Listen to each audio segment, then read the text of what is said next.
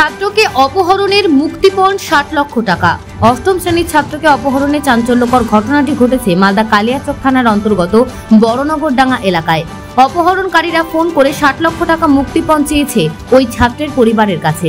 মালদার কালিয়াচক থানার ডাঙ্গা এলাকার বাসিন্দা পেশায় হকার এনামুল হক তার ছেলে ইনজামুল হক ক্লাস 8-এ পড়ে।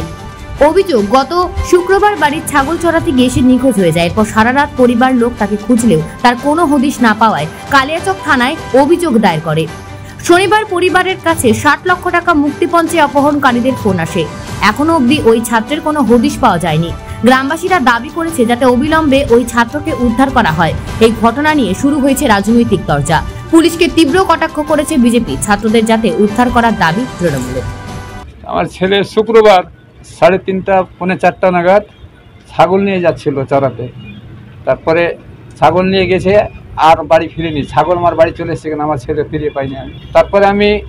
তারপরের দিন আমি তার রাত্রে খোঁজাখুঁজি করলাম, পেলাম না। তারপরে সকালে আমি থানায় এফআইআর করলাম। আজ পর্যন্ত আমার ছেলেকে এখনো আইসি সাহেব আমার কাছে ফিরিয়ে দিতে পারেনি। আমার কাছে ফোন এসেছিল, আমি সেই ফোনটাও আমি আইসি সাহেবকে দিয়েছি। সে ফোনে আমাকে বলছে, আমার ছেলেকে দিচ্ছে, বলছে বাবা আমাকে 60 লক্ষ টাকা চাইছে। 60 লক্ষ টাকা নিবে, না হলে আমাকে জান থেকে মেরে দিবে। তুমি কোথায় আছো?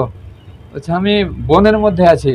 তো কে আছে কিছু বলছে, আমি বলতে পারবো না, আমি আমি চিনিও না কোথায় আছে। আমার এক ছেলে এক মেয়ে। ছেলে আমার বড়, মেয়েটা ছোট।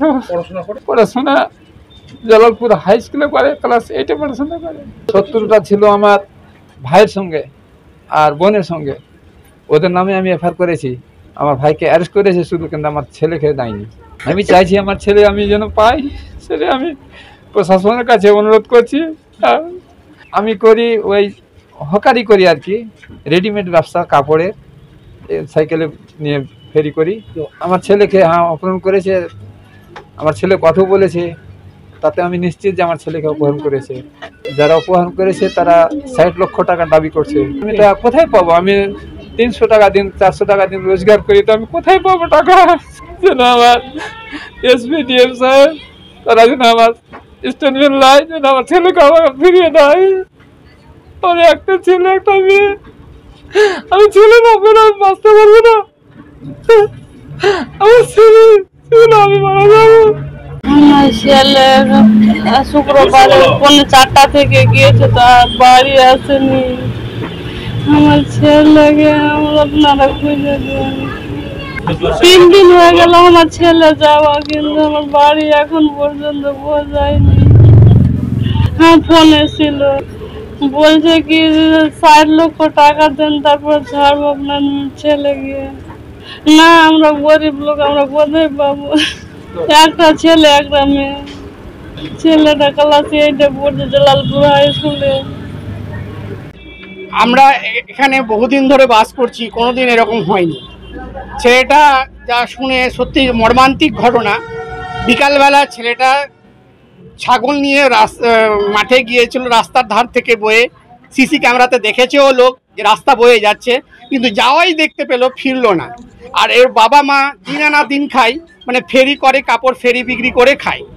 এই গরিব লোকটা 3 দিন ধরে ছেলের জন্য ছটপট করছে। আমি চাইছি আপনারা একটু এই আপনাদের চ্যানেলের মাধ্যমে একটু দৃষ্টি আকর্ষণ করুন প্রশাসনের, জন্য তার ছেলেকে ফিরিয়ে পায়। তারপরে উপরন্ত একটা কথা, যে বাবা মায়ের সঙ্গে কিডন্যাপটার, এটা যে কিডন্যাপ হয়েছে সত্যি প্রুভ হয়েছে।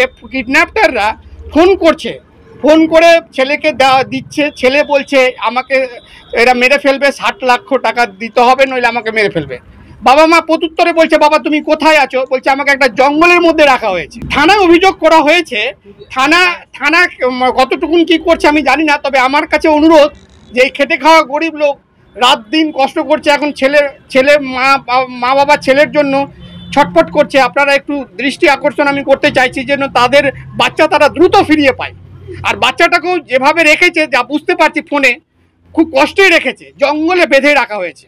তৃণমূলের রাজ্য সরকারের আমলে পুলিশ নেতাদের সেফটি সিকিউরিটি ছাড়া আর কোনো কাজ করে না। পুলিশকে টাকা না দিলে কোনো কাজ হয় না।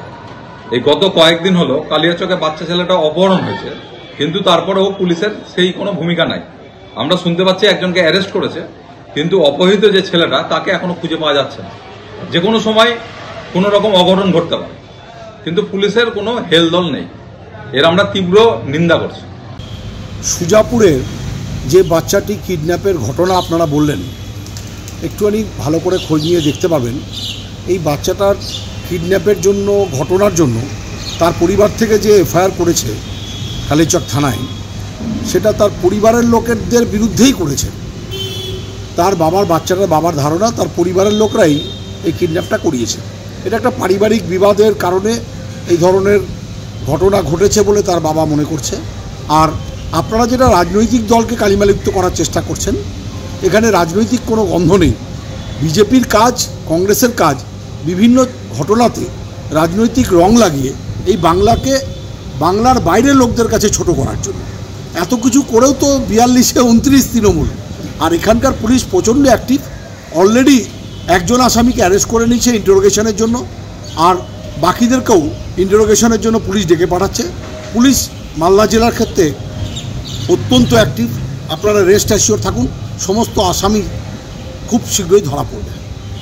পাথর ছাড়াই প্রতিকার সম্ভব। মালদার প্রাচীনতম ভৃগু বংশ জ্যোতিষী পণ্ডিত এস শাস্ত্রী।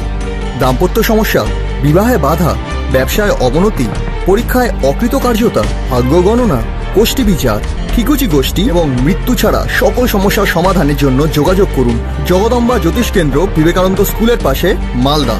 মোবাইল 09733027832 অথবা 09332056956।